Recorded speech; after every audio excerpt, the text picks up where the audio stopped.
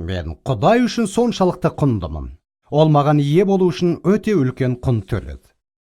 Сіз жайындағы ең дұрыс ақпарат бұл сіз жайында Құдайдың айтқаны. Алайда көптеген мәсіхшілер Құдай олар жайында не айтатынын ұқпайды. Мысалға, сіз ерекшесіз, өйткені Құдай, ойланыңыз, сізді бірегей етіп жаратты. Басқалар іспетті емес, бірегей деген қандай мағынаны береді. Басқаларға ұқсамайтын, теңдесі немесе ұқсасы жоқ. Бұл сіз жайында. Айтыңызшы, осыны бұрынырақ ұғынған бедіңіз?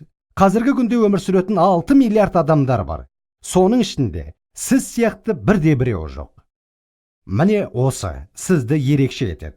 Киелі кітапта былай делінген: сенің қолыңнан шыққан аспаныңа өзің орнатқан ай мен жұлдыздарға назар аударған. Әрбір уақытымда мынадай сұрақтар туады ойымда.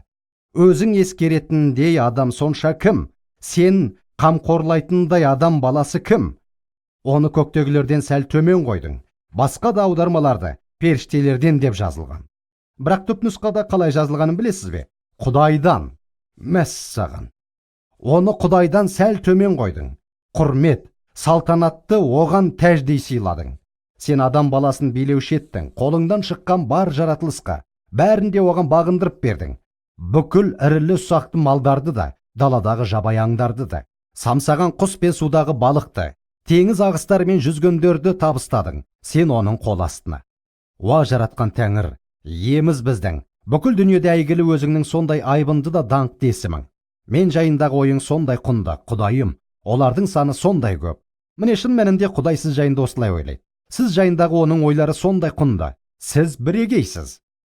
Бір кездері мен Пенсильвания университетінде өзіне өзі бағалау жайында сөзбен бөлістім. Сөзімді аяқтағаннан кейін бір жас жігіт маған таппақ ұсынды.